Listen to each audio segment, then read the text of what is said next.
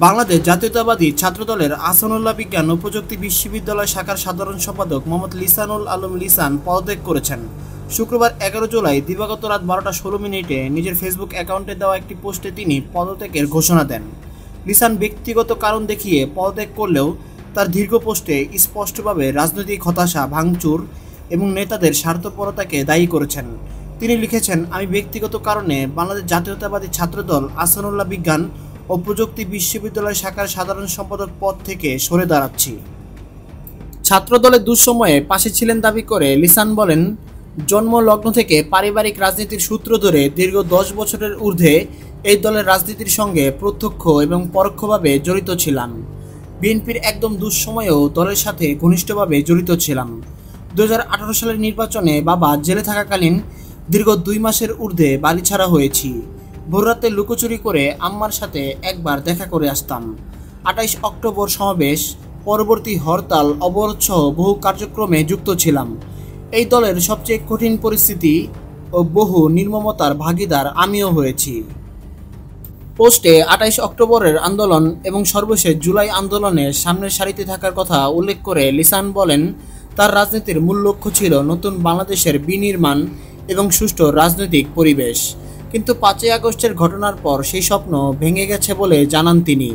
তার ভাষায়, 5ই আগস্ট পরবর্তীতে অনেক আশা নিয়ে অপেক্ষায় ছিলাম দেশ নতুন করে বিনির্মাণ হবে।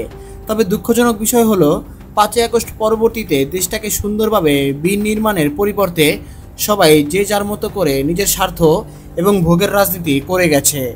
এই দায়ে জামাত, বিএনপি, এনসিপি সবাই দণ্ডিত। সবাই নয়া বন্দোবস্তের কথা বললেও কেউ কথা রাখেনি। জুলাইকে কেউ স্মরণ করেনি, জুলাইকে কেউ মনে রাখেনি।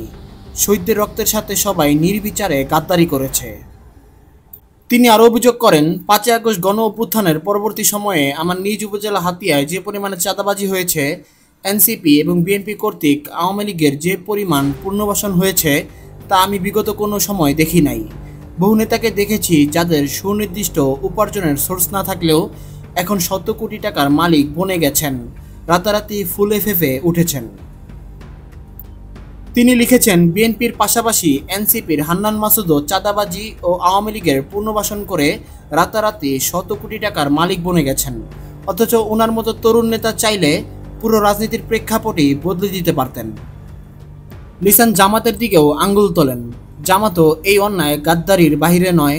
রাষ্ট্রীয় বিভিন্ন গুরুত্বপূর্ণ পদে ক্ষমতা বলে পদায়ন সহ 5ই আগস্টের পরবর্তীতে যথেষ্ট নোংরা রাজনীতির চর্চা করে গেছেন তারা। দয়া করে কোনো নব্য রাজনীতিবিদ আমাকে লজিক জ্ঞান দিতে আসবেন না। সব দলেরই রাজনীতির একদম ভিতরের পিঠ আমি খুব ভালো করেই দেখে আসছি। তবে সব রাজনৈতিক দলের মধ্যে কিছু সৎ ও নিষ্ঠাবান নেতার প্রতি শ্রদ্ধা প্রকাশ করেছেন তিনি। লিসান লেখেন, তবে রাজনৈতিক সব দলেই প্রকৃত সৎ এবং নিষ্ঠাবান কিছু ভালো মানুষের দেখা পেয়েছি। আপনাদের জন্য সমবেদনা। আমরা যারা দীর্ঘদিন ধরে এদেশে সুষ্ঠু ও গণতান্ত্রিক রাজনীতির স্বপ্ন দেখেছি, প্রকৃত দেশ বিনির্মাণের স্বপ্ন দেখে এসেছি, এটা আমাদের দুর্ভাগ্য, আমরা ব্যর্থ।